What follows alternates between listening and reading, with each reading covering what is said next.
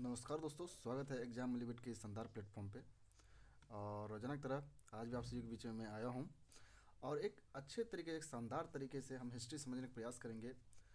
जो हमारा जो टारगेट जो है क्रॉन जीके का टारगेट जो है, उसी में हम ज़्यादा उसको और एडिशन करते हुए और आज से हम एक टारगेट बैच की तरफ चलेंगे। ठीक है, टारगेट बैच की तरफ, जिसमें कि हम टारगेटली काम करेंगे कि किस तरीके से हमारा जो एग्ज़ाम में, जो हमारा बिहार दरोगा का एग्ज़ाम है, साथ ही साथ बिहार दरोगा का एग्ज़ाम है, उसके बाद में बीपीएससी का एयूडी का जो एग्ज़ाम है, उसमें हम टारगेट करते हुए चलेंगे कि किस तरीके से काम किया जाए ताकि आपको टारगेटली पढ़े और आपको एक कंसाइज वे में आपके पास एक इनफ टाइम के साथ में आपको एक अच्छे तरीके से समझाया जाए। ठीक है, तो टारगेट बैच आज से हम लोग स्टार्ट कर रहे हैं अपना, और टारगेटली समझते हुए चलेंगे हिस्ट्री को। ठीक है, तो यहाँ पे हम आज से जो स्टार्ट कर रहे हैं वो एंसेंट हिस्ट्री से स्टार्ट कर रहे हैं, एंसेंट हिस्ट्री से। ठीक है, तो हमारा जो है आज जो हम स्टार्ट कर रहे हैं वो एंसेंट हिस्ट्री से स्टार्ट कर रहे हैं। ठीक है, तो एंसेंट हिस्ट्री में हम समझते हैं कि एंसेंट हिस्ट्री क्या है, उसके बारे में सारी चीज़ डिटेल में। तो हमारा आज से जो स्टार्ट हो रहा है, ये हमारा पहला बैच, पहला क्लास है हिस्ट्री का। ठीक है, पहला क्लास है हिस्ट्री का और काफ़ी बढ़िया से इसे समझने का प्रयास करेंगे और आप लोगों के लिए एक अच्छे मटेरियल के साथ में, जिससे कि आपके एग्जाम में मैक्स टू मैक्स क्वेश्चन यहाँ से लड़े और आपको कॉन्सेप्ट की भी क्लैरिटी है। हम कोई जल्दबाजी नहीं करेंगे, लेकिन हाँ टारगेटली चलेंगे कि जो आपके एग्जाम में पूछा जाता है, जो आपके एग्जाम में पूछ सकता है, उनसे बारे में ज़्यादा बातें करेंगे, ना कि लेफ्ट राइट के बारे में ज़्यादा बातें करेंगे ही नहीं। ठीक है, तो यहाँ पे हम समझते हैं कि जो हिस्ट्री जो है, हिस्ट्री क्या क्या पैरामीटर है, उसके लिए क्या कॉन्सेप्ट काम करता है और वो कैसे वर्क करता है। ठीक है, तो सारी चीज़ें अच्छे से जानते हैं। एक्चुअली देखिए, हिस्ट्री आप पढ़ते हैं तो खास एंसेंट हिस्ट्री, तो एंसेंट हिस्ट्री तो हम या आप कोई देखने तो गए नहीं थे। अगर देखने नहीं गए थे तो उसके लिए फिर कैसे हमें पता चलता है कि हमारे जो पास्ट में ये सब चीज़ें होता है। एक्चुअली हिस्ट्री का मेन मतलब क्या है, देखिए, अगर हिस्ट्री है, ठीक है, हिस्ट्री का मतलब ये होता है कि हम जो इंक्वायरी करते हैं, जो ह्यूमन का इंक्वायरी जो होता है, ह्यूमन का जो पास्ट की इंक्वायरी जो है, पास्ट की इंक्वायरी, इंक्वायरी उसे ही हिस्ट्री बोला जाता है। यानी कि ह्यूमन की जो पास्ट है, जो उनके भूतकाल हैं, ठीक है, जो उनके भूतकाल है, उसी को, उसको अगर हम जब हम उसकी इंक्वायरी करते हैं, उस पर इन्वेस्टिगेशन करते हैं, तो उसी को हम लोग हिस्ट्री बोलते हैं। ठीक है, अगर हम उस हिस्ट्री बोलेंगे तो हमें उस कालखंड में जाने के लिए क्या हमारे पास होना चाहिए। तो हम या आप देखते हैं कि अगर उस कालखंड में मुझे जाना है तो हमारे पास क्या एविडेंसेस है। तो हम ट्रेस करते हैं सोर्सेस, कि हमारे पास सोर्सेस क्या है, कि जिसके बेस पर हम बोल रहे हैं कि हमारे हिस्ट्री में ये सब चीज़ें हुआ था। तो सोर्सेस में आप देखेंगे कि हमारे पास में मेजर जो सोर्सेस आते हैं वो जो लिटरेरी सोर्सेस है, लिटरेरी, लिटरेरी मीन्स कि साहित्य जो सोर्सेस है, लिटरेरी। ठीक है, क्लासेस में बाइलिंगुअली लेके चलूँगा, तो घबराने की कोई बात नहीं है। जो हिंदी मीडियम से देख रहे हैं वो भी कम्प्लीटली वॉच करे, और जो इंग्लिश मीडियम से है वो भी कम्प्लीटली वॉच करे। ठीक है, बहुत अच्छे, बहुत डिटेल में बात करेंगे। तो लिटरेरी सोर्सेस एक हमारे सामने में आता है, और दूसरा हमारे सामने में आता है, वो आता है जो आर्कियोलॉजिकल सोर्सेस है, आर्कियोलॉजिकल। इसके बारे में डिटेल में बात करेंगे और समझेंगे सारी चीज़ें। तो चलिए हम आगे बढ़ते हैं यहाँ से। ठीक है, आपको हम थोड़ा आप लोगों के लिए सारी चीज़ें हम आज रेडीमेड मटेरियल लेके आए हैं, तो आप लोगों को समझने में यहाँ से कोई आप समस्या होगा ही नहीं। बहुत सारे लोगों का कंसर्न ये था कि हम टोकन मॉक तो करना ही है, लेकिन साथ साथ वो चीज़ें फास्टली हो। तो देखिए, अगर हम एंसेंट हिस्ट्री के सोर्सेज के बारे में बात करते हैं, यानी इसके स्रोत क्या होते हैं, मेजर मेजर स्रोत क्या हैं, तो आप देख रहे होंगे कि यहाँ पे मेजर स्रोत, स्रोत के बारे में बात किया जा रहा है। एक मिनट रुकिए दोस्तों।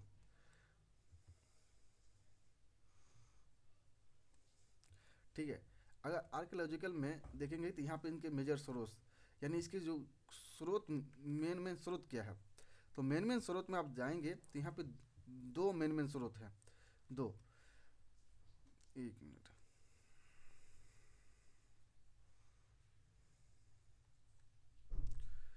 ठीक है, तो यहाँ पे देखेंगे कि दो मेन मेन मेन स्रोत है, दो मेन स्रोत है। और दो मेन सोर्स क्या है, एक लिटरेरी, लिटरेरी जिसे साहित्य बोलते हैं, एक आर्कियोलॉजिकल। इसी में लिटरेरी के भी बहुत सारे एग्जाम्पल होते हैं कि इसकी लिटरेरी जो यहाँ पे जो साहित्यिक स्रोत है उसमें क्या क्या है। तो यहाँ पे हम समझते हैं, क्योंकि सारी चीज़ें ना हम समझते चलेंगे।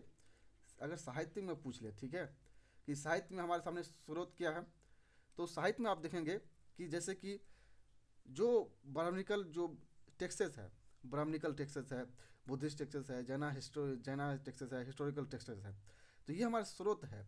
तो बहुत सारे जो वेद है, वेदांग है, उस वो सारे हमारे जो सोर्सेस है वो ब्राह्मणिकल सोर्सेस है, ठीक है। तो यहाँ पे ब्राह्मणिकल सोर्सेस हमारे सामने में आ जाता है। उसके बाद में देखेंगे बुद्धिस्ट, जैना का हिस्टोरिकल टेक्स्ट है। तो ये सारी चीज़ें आपको देखने को मिलेगा। इसका मैं एग्जाम्पल भी दूंगा आगे चल के, तो आप बस कंटिन्यू बने रहे। काफ़ी इंटरेस्टिंग क्लास होने वाला है।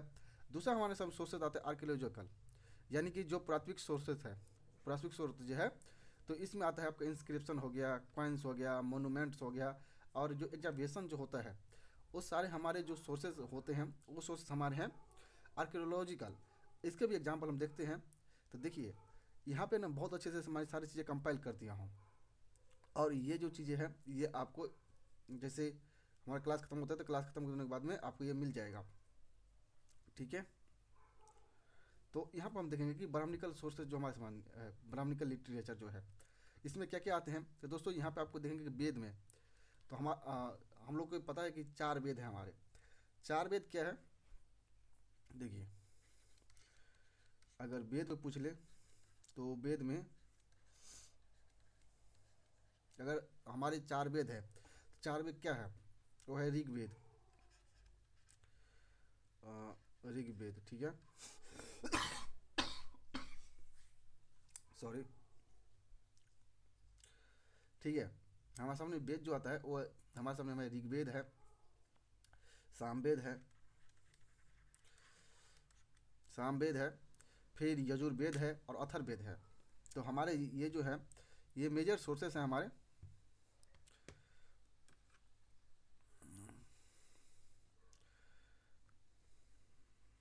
एक मिनट,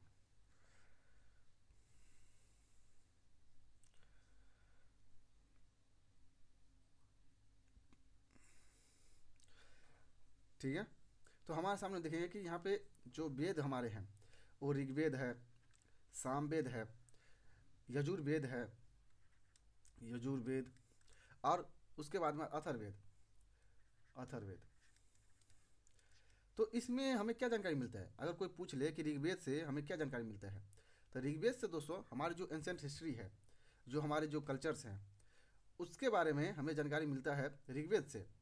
और ऋग्वेद में आपको देखने आपको समझना पड़ेगा कि ऋग्वेद में एक्चुअली हम जानते हैं ये कि जो हमारे जो पॉलिटिकल जो वैदिक जो रिलीजन था, जो वैदिक रिलीजन था वो किस तरीके से डेवलप हुआ है, उसमें किस तरीके से काम हुआ है। तो सारी चीज़ें हमें ऋग्वेद से देखने को मिलता है कि हमारे जो मतलब यहाँ से जो पॉलिटिकल जो चीज़ें चीज़ें जो था, ठीक है। एक मिनट रुक जाइएगा,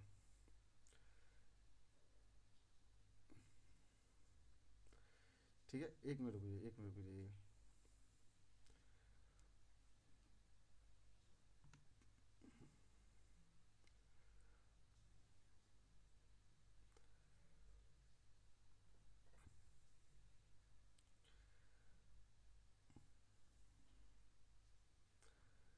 सॉरी, ये फेस कैम हटा देते हैं, ठीक है, फालतू में परेशान कर रहा है।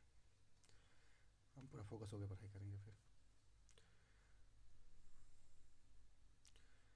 ओके। तो देखिए यहाँ पे अगर ये पूछ दे आपसे कि ऋग्वेद में क्या था, तो ऋग्वेद में दोस्तों आपको देखने को मिलता है कि जो हमारे जो पॉलिटिकल जो हिस्ट्री जो था, पॉलिटिकल हिस्ट्री दैट्स मीन्स कि जो ऋग्वैदिक काल में कि किस तरीके से यहाँ पे हमारा धर्म क्या था, हमारे पॉलिटिकल मतलब पॉलिटिकल चीज़ें कैसे वर्क करता था, पॉलिटिकल, ठीक है, पॉलिटिकल चीज़ें कैसे काम करता था हमारे रिलीजन में, जैसे हिंदू में उस समय कैसा ट्रेडिशन था, तो हमें ऋग्वेद में देखने को मिलता है। सामवेद जो हमारे आधारित है, सामवेद हमारे म्यूजिक पर आधारित है, जिसमें कि म्यूजिक, म्यूजिक साम मतलब क्या होता है, देखिए साम मतलब होता है कि जो चीज़ें हम बोलते हैं जस्ट ये हमारे म्यूजिक से संबंधित है। म्यूजिक, म्यूजिक में क्या, तो जैसे कि आप देखे होंगे कि जैसे कि सारे गामा पाधानी सा, तो सारे गामा पाधानी सा जो है वो क्या है, वो एक म्यूजिक है। तो ये सारे गामा पाधीनास का कहाँ से संबंध है, तो ये आपके सामवेद से संबंध है। ठीक है, म्यूजिक में ये जो आपका सा रे गा मा पा धा नि सा। ठीक है। और उसके बाद हम पूछेगा यजुर्वेद से, तो यजुर्वेद में हमारे जो यज्ञ है, जो सेक्रीफाइसेस है, किस तरीके से किया जाता है, उसके लिए क्या क्या रूल्स और कंडीशन है, वो सारे बातें हमारे कहाँ पे शो होता है, वो आपका यजुर्वेद में शो होता है। कहाँ? यजुर्वेद में। ठीक है, यजुर्वेद में आपका ये शो होता है। उसके साथ ही साथ अगर हम देखेंगे कि ये जो है अथर्ववेद, अथर्ववेद में जो बातें की जाती है, ये जैसे कि जादू टोना, जो जिसके बारे में बात की, मतलब जो मैजिकल जो चीज़ें हैं, जो कुछ मैजिकल मतलब इसमें जो हमारे जो ट्रेडिशन का जो पार्ट है या मैजिकल चीज़ें, तो ये सारी चीज़ें बातें किस में की गई है हमारे, वो अथर्ववेद में बात की गई है। ठीक है, तो ये हमारे चार वेद हो गया, ये हमारे चार वेद हो गया, ऋग्वेद, सामवेद, यजुर्वेद, अथर्ववेद। अगर ब्राह्मण और उपनिषद की बात करें, तो यहाँ पे जो ब्राह्मण और उपनिषद जो है, इसमें अनुष्ठान संबंधित और दर्शन है। जैसे कि ब्राह्मण में अनुष्ठान कैसे होगा, ठीक है, अनुष्ठान के क्या प्रोसेस होगा, उसके बारे में बात की गई है। और उपनिषद जो है वो दर्शन है। इसमें भी बहुत सारे जो उपनिषद है काफ़ी फेमस है। जैसे कि यहाँ पे देखेंगे कि हमारे सामने में आता है मुंडक उपनिषद। अगर हम उपनिषद के बारे में बात करें, उपनिषद एक्चुअली होता क्या था। देखिए, उपनिषद का मतलब होता है मैं कि जो डिसाइपल जो होता है,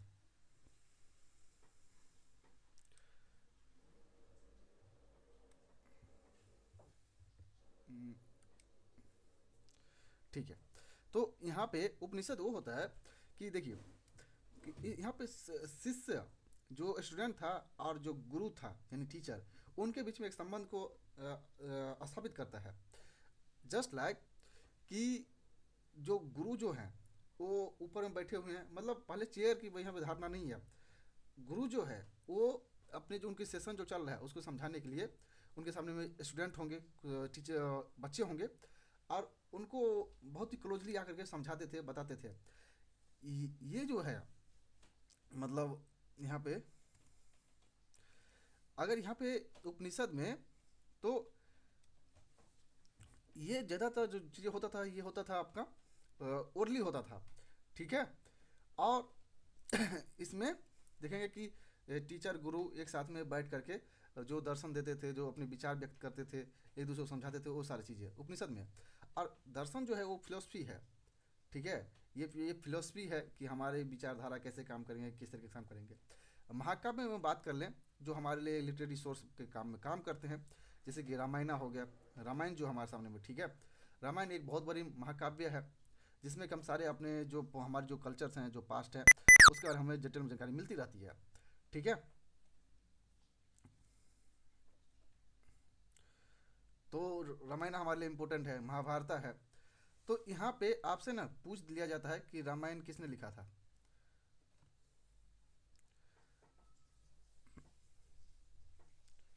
तो आपसे पूछ लिया जाता है कि रामायण जो है, रामायण किसने लिखा था।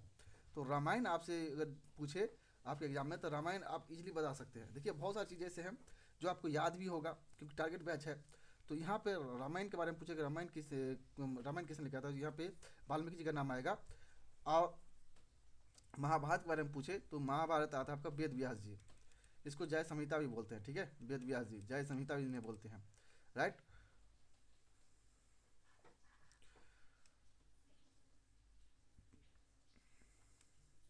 तो इस तरीके से यहाँ पे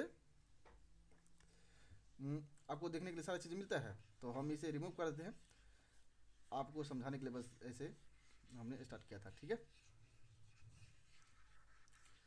तो ये सारी चीज़ें क्या है, ये हमारे सोर्सेस है, यानी जिससे हम बोलते हैं कि हमारे इतिहास में ये हुआ है, हमारे जो एंशियंट है, हमारे जो प्राचीन काल है, उसमें ये सब चीज़ें हैं, ये हमारे ये चीज़ें हैं। उसके बाद में हम देखते हैं कि कुछ जो जीवनी जो बायोग्राफिकल बुक है, जैसे हर्षचरिता है, जिसे बाणभट्ट लिखा था, कुमार पाल चरिता है, जिसे हमचंद लिखा था। अब ये सब जो चीज नाम जो है, आप इसे बिल्कुल याद रखेंगे, क्योंकि होता यह है ना कि ये सब आपके सीधे एग्जाम में आपसे पूछ लिए जाते हैं। ये बुक का नाम जो है, ये आपसे पूछ लिए जाएंगे सीधा सीधी। ठीक है, तो इसको बिल्कुल आप लोग याद करके चलेंगे। जैसे कि हर्षचरिता किसने लिखा था, तो बाणभट्ट लिखा था। कुमार परचलिता को इसने कहता हेमचंद ने लिखा था। तो ये सारी चीज़ें जो है आप बिल्कुल याद करके चलेंगे, क्योंकि आपके एग्जाम यहाँ से प्रोबेबिलिटी ज़्यादा क्वेश्चन पूछते रहते हैं। एंसेंट हिस्ट्री से बेसिकली दोस्तों इसी टाइप के क्वेश्चन पूछते हैं, वो कॉन्सेप्ट आपसे पूछेंगे नहीं, आपसे पूछेंगे बस कि इसका बुक किसने लिखा था, कौन था इसका बुक का राइटर। तो ये सारी चीज़ें आपको पता होना चाहिए, ठीक है। तो इस तरीके से आप देखें कि यहाँ पे इसके जो सोर्सेज है, ये जो सोर्सेज ये ब्राह्मणिकल सोर्सेज है, ये सोर्सेज जो है हमारे जो ब्राह्मणिकल लिटरेचर था उससे संबंधित, यानी कि हमारे हिंदू धर्म से संबंधित जो चीज़ें था, जैसे कि वेद हो गया, साथ ही ब्राह्मण्स में देखें कि उपनिषद देखे, रिचुअल्स उसकी फिलोसफी देखे, एपिक्स में रामायण हो गया, महाभारत था, पुराण में और बायोग्राफी में ये सब चीज़ें, ठीक है। साथ ही साथ कुछ बुक जो है जो कि राजा द्वारा लिखा गया है, कुछ जो के बुकें हैं वो राजा द्वारा लिखा गया है, वो क्या क्या कौन सी बुकें हैं वो आपको थोड़ा बता देते हैं। जैसे कि यहाँ पर देखें कि हाल जो सातवाहन की डायनेस्टी के राजा था, उसने एक गथा सप्तशती लिखा था, गथा सप्तशती, ठीक है। एक मिनट, ठीक है। तो ये सातवाहना रूरल था, वो गथा सप्तशती लिखा था। साथ ही उसके बाद में महेंद्र वर्मन था जो कि पल्लव डायनेस्टी से बिलोंग करता था, उन्होंने मत विलास प्रहसन लिखा था। हर्षवर्धन ने रत्नावली, नागानंद, प्रियदर्शिका जैसे पुस्तक लिखा था। और सोमेश्वर किंग था चालुक्य का, जिन्होंने मनसोल्लासा लिखा था। तो ये सारे जो किंग जो है ये राजा थे, तो इससे और ज़्यादा ऑथोरिटी हमें मिलता है, और ज़्यादा ऑथेंटिक इन्फॉर्मेशन मिल पाता है, क्योंकि ये सब अपने ज़माने के किंग था। तो किंग ने अपने बारे में जब उन्होंने कैसे रूल किया था, उसका पॉलिटिकल एडमिनिस्ट्रेशन क्या था, आखिर वहाँ पे इकोनॉमिक कंडीशन क्या था, वहाँ पे सोसाइटिकल कंडीशन क्या था। तो ये सारे जो बुकें हैं जो किंग द्वारा या अनदर जो ऑथर था उसके द्वारा जो लिखा जाता था, तो यहाँ से हमें एक बहुत ही इंफॉर्मेटिक मतलब बहुत ही इंपॉर्टेंट इन्फॉर्मेशन मुझे यहाँ से देखने के लिए मिल जाते हैं, ठीक है। तो यहाँ पे जो है कुछ जो बुद्धिस्ट और जैना जो लिटरेचर है उससे भी हमें जानकारी मिलती है, ठीक है। तो अगर जो बुद्धिस्ट जो बुक है, जो बौद्ध धर्म में जो बुक फॉलो किया जाते हैं उसके बारे में थोड़ा समझते हैं। तो हमारे सामने आते हैं जैसे कि पिटक है। पिटक में 3 पिटक जो बहुत फेमस है, 3 जो पिटक है जिसमें कि सबसे ज़्यादा फेमस जो है तीनों पिटक। तो यहाँ पे अगर बौद्ध धर्म में देखें, बौद्ध धर्म में, ठीक है, तो बौद्ध धर्म में 3 पिटक काफ़ी फेमस है। तो उसमें आपका आता है विनय पिटक, विनय पिटक, उसके बाद में सूत पिटक, सूत पिटक, और फिर है अभिधम पिटक, अभिधम पिटक, अभिधम पिटक, ठीक है। अब यहाँ पे ये बात आ जाता है कि आखिर ये जो भी है यह है पिटक, हमें यहाँ से भी इंफॉर्मेशन जानकारी मिलता है, क्योंकि जो बुद्धा जो पीरियड था, मतलब हम ये सारे बात करेंगे आगे चल के, हम ऐसे कि हमें हमारे पास क्या क्या सोर्सेस है जिसके आधार पर हम बोलते हैं कि हमारे पास्ट में ये सब चीज़ें हुआ था, वहाँ कंडीशन क्या था। तो ये विनय पिटक जो है ये बौद्ध धर्म से संबंधित है, ठीक है, विनय पिटक। और यहाँ पे हमें क्या देखने को मिलता है, विनय मतलब क्या होता है कि मतलब विनय आप कर रहे हैं किसी से, ठीक है, मतलब आप वहाँ पे मॉडल कोड कैसे होगा, मतलब बुद्धा के जो प्रिंसिपल जो है वो विनय पिटक में है, ठीक है। और उसके बाद में सूत पिटक है, अभिधम पिटक है। तो इस तरीके से उसके बाद में जातक हम पढ़ते हैं, तो जातक में जो बुद्ध धर्म की जो जन्म कथाएं हैं वो सारी चीज़ देखने को मिलता है। साथ ही मिलिंद पिनो जो बुक है, मिलिंद पिनो जो किताब है, इसमें मिनांडर और नागसेन के बीच में संवाद है कि किस तरीके से बौद्धिज्म को प्रमोट किया गया था, कि आखिर बौद्धिज्म के जो प्रिंसिपल है वो क्या है। तो सारी चीज़ें आपको ये जो बुक है मिलिंद पिनो, तो मिलिंद पिनो हम आपको देखने के लिए मिलते हैं। ये डायलॉग है किसके बीच में, ये है किंग मिनांडर के बीच में डायलॉग है, नागसेन और मिनांडर के बीच में। साथ ही महावंश दीपवंश जो है जो कि श्रीलंका के इतिहास के बारे में हमें बताते हैं। जैना जो पुस्तक है जैसे कि आंग है, उपांग है, और इसमें हेमचंद के बारे में जजर में जानकारी दी गई है। हम ये सारे अभी जो चीज़ें पढ़ रहे हैं ये सारे अभी क्या है, ये सारी चीज़ें हमें जो सोर्सेज जो है हमारी जो एंशिएंट हिस्ट्री है उसके क्या सोर्सेज है वो ट्रेस करने में हमें हेल्प करता है। यहाँ से आपके एग्जाम में डायरेक्ट एग्जाम में पूछ लिया जाए एग्जाम, जैसे कि जो पीटक किससे संबंधित है, एग्जाम में पूछ ले कि पीटक जो है, पीटक ये जो बुक जो है पीटक, अगर एग्जाम में आपसे पूछता है कि पीटक किससे संबंधित है, तो आप सीधे आंख बंद करके लगाइएगा बौद्ध धर्म, कि अगर पूछ ले कि पिटक किससे है, तो पिटक किससे संबंधित है, तो बौद्ध धर्म से संबंधित है, ठीक है। और इसके बारे में हम विस्तार में बात करेंगे, तो आपको ये सब क्लाटी आ जाए, क्योंकि अभी हम बौद्ध धर्म पढ़ेंगे, जैन धर्म पढ़ेंगे, वो सारी चीज़ें में ये सब आएंगे, ठीक है। और अंग उपांग तो इस तरीके से यहाँ पर देखने को मिलते हैं। साथ ही साथ हमारे सामने में हिस्टोरिकल सोर्स को हम कंसाइड करते हैं एंशिएंट हिस्ट्री में, तो हमारे सामने 3 फॉरेन अकाउंट भी मिलते हैं जो फॉरनर द्वारा दिया गया है।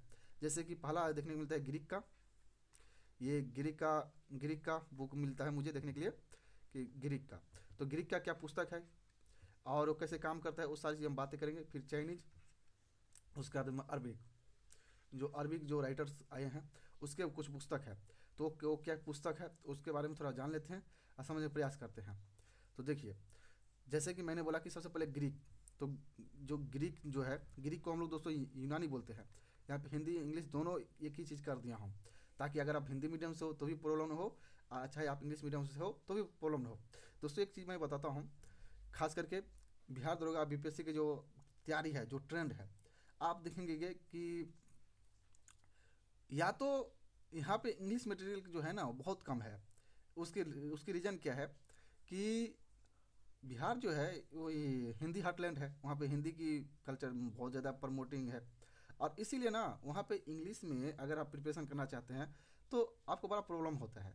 बाइलिंगुअल कोई करवाता ही नहीं है। अगर पटना के एग्जाम्पल ले लें, तो पटना में तो इस तरीके से पढ़ाया जाता है कि भाई साहब, मतलब लोग पगला जाएंगे, ठीक है। मतलब जो एक इंटेलेक्चुअल जो एक्टिविटी होता है, जो एक इंटेलेक्चुअल जो डेवलपमेंट होता है, वो पटना के शिक्षक में नहीं देखा जाता है। वो हिंदी में इतना मास्टर बनेंगे, इतना मास्टर बनेंगे, और इंग्लिश से इतना दूर कर देंगे ना, ताकि स्टूडेंट ना इतना डर जाता है, इतना डर जाता है इंग्लिश से, कि फिर उसे लगता है भाई इंग्लिश तो अलग चीज़ है, ठीक है। उसे लगता है कि इंग्लिश अलग चीज़ है। देखिए, अगर मैं एक चीज़ बताऊँ, अगर आप कंपटीशन एग्जाम में आए हैं ना, कंपटीशन एग्जाम में, तो आपको डेली न्यूज़पेपर पढ़ना चाहिए, डेली न्यूज़पेपर पढ़ना चाहिए, और भी इंग्लिश में। क्योंकि हिंदी न्यूज़पेपर ना पढ़ने में बहुत अच्छा लगता है, लेकिन वो हमारे लिए काम को उतनी साबित होता ही नहीं है, ठीक है। तो आपको डेली न्यूज़पेपर पढ़ना ही चाहिए, किसी भी कीमत में न्यूज़पेपर डेली पढ़िए। उसके बाद में अगर आप इंग्लिश न्यूज़पेपर पढ़ रहे हैं, अगर आपको समझ में नहीं आता है, तो यूट्यूब पे ना, यूट्यूब पे बहुत सारे लोग जो हैं उसके एनालिसिस देते हैं। अब एनालिसिस आप जाके देखेंगे आधा घंटा 10 मिनट, जो टॉपिक आपको समझ में नहीं आ रहा है वो, ठीक है। साथ ही साथ जो कुछ वोकेबुलरी जो होता है, जो वोकेबुलरी होता है डेली बेसिस पे, अगर न्यूज़पेपर पढ़ेंगे आपको आएगा। आप उस वोकेबुलरी को अब नोट करेंगे। अगर डेली आप 5-5 भी नोट कर रहे हैं, 10 भी नोट कर रहे हैं, लेस सपोज 5 नोट कर रहे हैं, तो ये महीने को होता है 150। अगर आप 6 महीने भी कर लें ना दोस्तों, तो 900 वोकेबुलरी आपका स्ट्रांग हो गया। तो ये सब चीज़ें आपको करना चाहिए, क्योंकि आपको एग्जाम में बहुत हेल्प मिलेगा। अगर यहीं पे देखेंगे तो बीपीएससी के जो एग्ज़ाम है, ए ई डी ओ का बीपीएससी का ए जो हम टारगेट करेंगे, उसमें इंग्लिश का भी पेपर है, आपका इंग्लिश का भी पेपर है। सिंगल फेज का एग्जाम है, लेकिन इसमें इंग्लिश भी है, आपको क्वालिफाई करनी है, ठीक है। क्वालिफाइंग पेपर है तो ए का। और इसी तरीके से होता यह है कि अगर आपको इंग्लिश की नॉलेज होती है, आप लोग ग्रेजुएट हैं, ठीक है। अगर मान के चलिए आप ग्रेजुएट हैं, अगर आपको इंग्लिश नहीं आ रहा है तो बहुत ही अजीब बात है। और वैसे भी लैंग्वेज सीखना चाहिए। लैंग्वेज जो है वो सीखने वाली चीज़ है, उस अगर आप थोड़ा सा एफर्ट करेंगे ना तो सीख जाएंगे। यहाँ पर डरना बिल्कुल नहीं है कि भाई इंग्लिश आ गया तो हम भाग जाएंगे, नहीं भागना है। इसीलिए तो इतना मेहनत करना है, ठीक है। भागना किसी को नहीं है, हम सिखाएंगे ना आप लोगों को। देखिए यहाँ पे इंग्लिश ऐसे मटेरियल कर दिया, हिंदी कर दिया हूँ। और सबसे बड़ी चीज़ है कि इंग्लिश अगर आपको नहीं आता है तो उसकी वजह आपके टीचर हैं। टीचर जब खुद ही इंग्लिश यूज नहीं कर रहा है तो कैसे आपको इंग्लिश आएंगे, ठीक है ना। वो पहले आपको डराता था कि भाई इंग्लिश है। एक चीज़ आप देखेंगे कि बिहार में कि जो इंग्लिश मीडियम के स्टूडेंट होते हैं उस पर कटाक्ष किया जाता है। मतलब एक बैलेंस अप्रोच दिया ही नहीं जाता है। अब कोई बोलेगा कि इंग्लिश मीडियम ऐसा है वैसा है, या तो उसको बहुत ज़्यादा तारीफ ही करेगा या बहुत ज़्यादा उसे खराब ही बता देगा। पटना में तो आप उम्मीद ही छोड़ दीजिए कि कोई आपको ये बोलेगा कि इंग्लिश सही है, ठीक है। कोई बोलेगा कि इंग्लिश सही है, तो ठीक है, वो अपने ऑडियंस को खुश कर रहा है। उनके जो टीचर हैं वो स्टूडेंट को स्टूडेंट थोड़ी समझते हैं, वो अपने लिए वो उसे ऑडियंस समझते हैं कि ये हमारा एक ऑडियंस है। लेकिन नहीं भाई, आप लोग यहाँ पे मेरी बात मानिएगा, आप लोग न्यूज़पेपर पढ़ना स्टार्ट कीजिए। आधा घंटा पढ़िए, 10 मिनट पढ़िए, शुरुआत में स्टार्ट कीजिए, फिर आपको अच्छा लगेगा न्यूज़पेपर पढ़ना, ठीक है। तो इस तरीके से यहाँ पे चीज़ें काम करता है। तो इंग्लिश बिल्कुल डरना नहीं है, हम आपको सिखाएंगे ना। बोल रहे हैं कि बाइलिंगुअल क्लास है, बाइलिंगुअल क्लास मतलब बाइलिंगुअल क्लास है। यहाँ पे हिंदी इंग्लिश दोनों का ध्यान रखा गया है।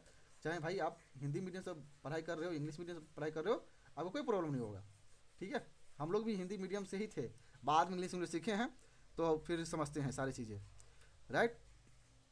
तो ऐसा कुछ नहीं है कि इंग्लिश नहीं आए, इंग्लिश या इंग्लिश कुछ ऐसा चीज़ है, राइट। तो यहाँ पे देखेंगे कि फॉरेन अकाउंट, कि हमें जो तीन जो फॉरेन अकाउंट आपको बताए थे, जिसमें ग्रीक का हो गया, उसके बाद में रोमन का हो गया, चाइनीज का हो गया, अब वो साथ देख लेते हैं। तो ग्रीक में देखेंगे कि हेरोडोटस एक बुक लिखा था, हिस्ट्री, इसको द हिस्ट्री बोलते हैं, यानी कि इतिहास के जो जनक है यानी फादर जो हैं उसको हेरोडोटस को बोला जाता है, ठीक है। मेगास्नीस ने बुक लिखा था इंडिका, एक था टॉलमी, उन्होंने ज्योग्राफी लिखा था, और एस्ट्रोबो भी था। तो यहाँ पे ये जो भी चीज़ें हैं, खासकर आप हेरोडोटस का नाम बिल्कुल याद रखेंगे, क्योंकि आपके एग्जाम में पूछ लिया जाता है कि जो हिस्ट्री जो बुक है वो किसने लिखा था, तो हेरोडोटस लिखा था। मेगास्थनीज के बारे में आगे चलकर बात करेंगे। ये मौर्यन साम्राज्य के बारे में बात करता है कि मौर्यन साम्राज्य किस तरीके से था। इसमें इन्होंने बोला था कि मौर्यन जो साम्राज्य था, मौर्य समाज जो था, वो 7 वर्ग में विभाजित था, 7 वर्ग में विभाजित था, ठीक है। तो मौर्यन समाज जो था 7 वर्ग में विभाजित था, ठीक है। और टॉलमी जो था ये ज्योग्राफी बताया कि कैसे रोमन ट्रेड इंडिया में होता था, इंडिया से कैसे, मतलब देखिए यहाँ पे ये जो टॉलमी जो था ये बात बोला था कि देखिए ये है, तो ये बोलता था कि देखिए ये जो है इंडियन ओशियन है, इंडियन ओशियन है, ये इंडियन ओशन है। ये आपको पता होगा कि ये क्या है आपका, Bay of Bengal, Bay of Bengal, और ये है आपका अरबियन सी, अरबियन सी, ठीक है, अरबियन सी। तो ये बोलता था कि भाई देखो कैसे यहाँ से ट्रेड होता था, यहाँ से कैसे ट्रेड होता था, इस तरफ में ट्रेड होता था, इस ट्रेड होता था। तो ये बात किसने बोला, ये टॉलमी ने बात बोला था। और इसका नाम जो इन लोगों ने बुक लिखा था, आप उसका नाम याद रखिएगा, अब एग्जाम में सीधा बेधड़क पूछ लेगा, दरोगा एग्जाम में सीधा ये पूछ लेता है, ठीक है। तो इसका कोई उपाय नहीं है, ये आप याद रखिए, बाकी मैं याद करवा दूंगा, अभी तो मैं सोर्सेस ट्रेस कर रहा हूँ, बाकी जैसे क्लास आगे होगा ना आपको याद हो जाएगा। साथ ही साथ यहाँ पे देखें कि रोमन में जैसे पेलनी जो हो गया, जो पिलनी जो था ये रोमन था, रोमन, इन्होंने व्यापार के बारे में बताया बहुत अच्छे से। इसका नाम था नेचुरल हिस्ट्री, इन्होंने बुक लिखा था। अब चाइनीज हमारे लिए इंपॉर्टेंट हो जाता है, चाइनीज के कौन कौन था उसके बारे में बात करते हैं। तो ये चाइनीज क्योंकि ये हमारे एक तो पास में है, और इन्होंने बहुत डिटेल में बात किया था कि इंडिया की सोसाइटी कैसा था, यहाँ के ट्रेडिशन कैसा था, उसके बारे में बहुत अच्छे तरह से बताया है। जैसे कि फाहियान जो हो गया, फाहियान जो आया था गुप्ता पीरियड में आया था, चंद्रगुप्त टू के समय में ये आया था फाहियान। उसके बाद में हैंसांग आया था हर्षवर्धन के पीरियड में, इन्होंने अपना पुस्तक लिखा था सी यू की, ठीक है, उन्होंने अपना लिखा था सी यू की जो उनका पुस्तक था। इतिसांग जो था नालंदा विक्रमशिला के बारे में बात किया है। अरब से कुछ लीडर जो आए थे, जैसे अलबरून जो किताबुल हिंद लिखा था, सुलेमान जो 9th सेंचुरी में। तो ये सब राइटर आए जो इंडिया आए हुए थे, ठीक है। तो इनसे पता चलता है कि हमारे जो एंशियंट है, हमारे कल्चर जो सोसाइटी था वो किस तरीके से था, ठीक है, किस तरीके से था। तो ये सारे हमारे जो फॉरेन अकाउंट है वो मैं आपको बता दिया हूँ। आप इसी तरीके से चलते हैं आगे और समझते हैं सारी चीज़ें।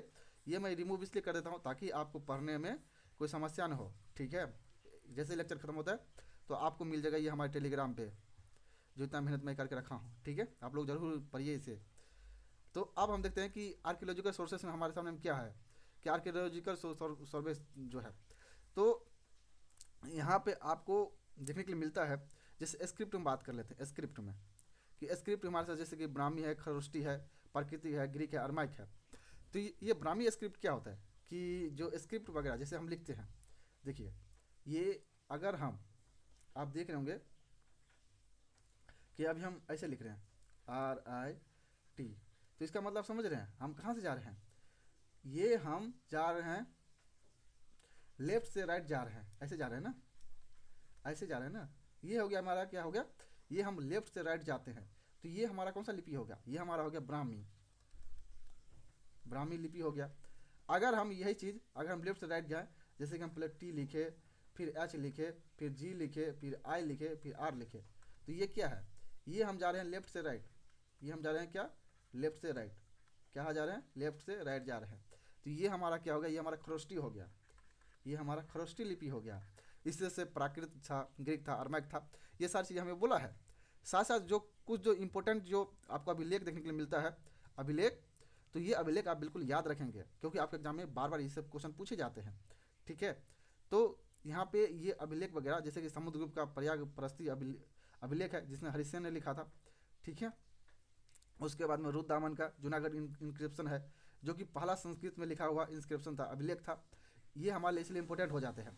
अब इसमें क्या ऐसे बातें लिखा था वो हम आपको क्लास के दौरान सारी चीज़ें बताएंगे। स्कंद गुप्त द्वारा जो भीतरी पिलर इंस्क्रिप्शन है, जिसमें कि हून इन्वेजन के बारे में बात की गई है। एक यहाँ पर हून था, ठीक है, वो काफ़ी आक्रमण करता था, उसके बारे में। पुलकेशन द्वितीय का है एहोलो इंस्क्रिप्शन, जो कि रवि कीर्ति ने लिखा था। भानुगुप्त का ईरान इंस्क्रिप्शन है। यहाँ पे पहला एविडेंस था सती का, कि सती यहाँ पे कैसे हुआ था। उसके बाद चंद्रगुप्त टू का जो मेहरौली आयरन इंस्क्रिप्शन है, इसके बारे में भी बात करता है। तो ये आयरन पिलर इंस्क्रिप्शन जो है, जब हम चंद्रगुप्त द्वितीय जो पढ़ेंगे तो इसके बारे में थोड़ा डिटेल में बात करेंगे, क्योंकि इससे रिलेटेड ना बहुत सारे फैक्ट आपके एग्जाम में पूछे जाते हैं। तो इसीलिए ये सारे जो स्क्रिप्ट है, इंस्क्रिप्शन है, आप बिल्कुल याद रखेंगे। हिंदी में भी सेम ही है। समुद्रगुप्त का प्रयाग प्रस्तुति हरिसेन द्वारा लिखा हुआ था। रुद्रदामन, ये सारी चीज़ें हम आगे चल जो क्लासेस हमारे होंगे ना, उसमें हम अच्छे से पढ़ेंगे, आपको कोई प्रॉब्लम नहीं होगा। साथ ही आर्कियोलॉजिकल सोर्सेस में देखेंगे कि हमारे सामने कुछ क्वाइंस भी होते हैं। तो क्वाइंस जो है, ये सबसे ऑथेंटिक सोर्सेस हमारे लिए माने जाते हैं, क्योंकि क्वाइंस ऐसा चीज़ है कि अभी देखिए इंडिया के अंदर में जो क्वाइन है, कौन इसे लॉन्च करता है? इसको लॉन्च करता है गवर्नमेंट ही तो लॉन्च करता है। गवर्नमेंट लॉन्च कर रहा है। अब गवर्नमेंट लॉन्च कर रहा है तो हमें गवर्नमेंट की पॉलिसी कैसे है, वहाँ गवर्नमेंट कैसा था, वो सारी चीज़ें पता चल जाता है। और गवर्नमेंट के बिहार पे कौन लॉन्च कर रहा है? अभी आरबीआई लॉन्च कर रहा है, ठीक है। तो इसीलिए हमारे लिए क्वाइंस जो है ना, वो हमारे लिए बहुत ज़्यादा अर्ली एविडेंस हो जाता है। मतलब प्रारंभिक में ये सबसे ज़्यादा ऑथेंटिक इन्फॉर्मेशन, ये ऑथेंटिक सोर्सेस माना जाता है, ठीक है, क्वाइंस। तो सबसे पहले देखेंगे कि यहाँ पे अर्लीस में सबसे पहले पंचमार्क क्वाइंस सबसे ज़्यादा फेमस था।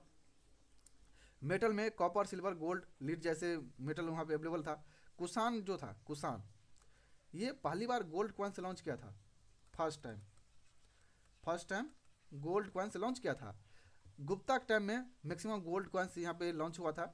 और उस समय में जो कॉइन्स था उसका नाम दिनार था। आप ये आपसे पूछ लिया जाता है एग्जाम में कि गुप्ता टाइम में जो गोल्ड कॉइन्स था उसका नाम क्या था? उसका नाम दिनार था दोस्तों। चंद्रगुप्त द्वितीय का यहाँ पे कॉइन्स मिलता है जिसमें को बिना प्लेइंग करते हुए, मतलब बिना प्ले कर रहा है कॉइन्स पर उसका पिक्चर था। इससे ये पता चलता है कि जो चंद्रगुप्त द्वितीय जो था वो मतलब म्यूजिक लवर था, मतलब उनको म्यूजिक काफ़ी पसंद था। सातवाहना जो था वो लीड का कॉइन्स यानी शीशे का सिक्का लॉन्च किया था, ठीक है। तो ये सारी चीज़ें आप बिल्कुल याद रखेंगे और आपको ये सब चीज़ें अभी याद करने की जरूरत है ही नहीं। आप बस ट्रेसिंग देखिए, जब हम क्लास जैसे जैसे करेंगे आपको हम ये सब चीज़ें याद करवा देंगे। बस अभी हम ये सोर्सेज देख रहे हैं कि आखिर हम हिस्ट्री कैसे बिलीव करते हैं। कोई मान के चलिए अगर किसी को आप बोल देंगे कि हम पहले होमोसोपियंस से, तो पूछेगा ना कि कैसे आप होमोसोपियंस से बताइए। तो इसीलिए आपको हम सारी चीज़ें यहाँ पे अभी आर्कियोलॉजी सोर्सेज वगैरह यहाँ पे एक्सप्लेन कर देते हैं, ठीक है।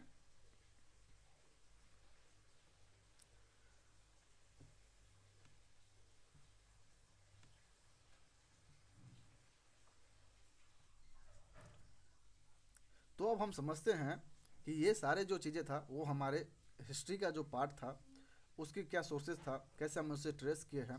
उसके बाद हम समझते हैं कि हमारे सामने में अब हिस्ट्री का एरा स्टार्ट हो जाते हैं, जिसमें कि आप देखेंगे कि जो हमारे प्राग इतिहास है, उसके बाद में मतलब प्री हिस्ट्री, प्रोटो हिस्ट्री, और फिर हम हिस्ट्री की तरफ बढ़ते हैं, ठीक है।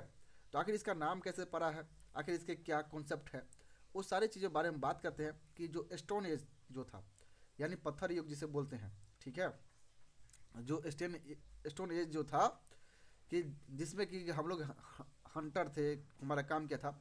देखिए सबसे पहले आपको देखना पड़ेगा और समझना पड़ेगा कि आखिर इसे स्टोन एज क्यों बोला गया था। तो स्टोन एज इसे इसलिए बोला गया था कि उस समय में पत्थर का औजार का प्रयोग काफ़ी बड़े लेवल पर होता था। क्या होता था कि पत्थर का औजार जो था उसके काफ़ी बड़े लेवल पर उसका प्रयोग होता था। तो इस वजह से इसको स्टोन एज बोला गया था, ठीक है। ये आरंभ के 25 लाख वर्ष पूर्व से ही स्टार्ट था, यानी 2.5 मिलियन ईयर एगो से ही चला था। जो अर्ली जो ह्यूमन जो था, ठीक है, ये होमो हैबिलिस था, ठीक है, एस्ट्रोफेथियस भी था। तो ये होमो हैबिलिस जो था ये सबसे प्राचीन मेन ह्यूमन बोला जाता है। आप बोलेंगे होमो हैबिलिस क्या है, तो देखिए अभी हम लोग हैं होमोसेपियंस। अभी हम लोग क्या हैं? होमोसेपियंस हैं, ठीक है, होमोसेपियंस है अभी हम लोग। और इस तरीके से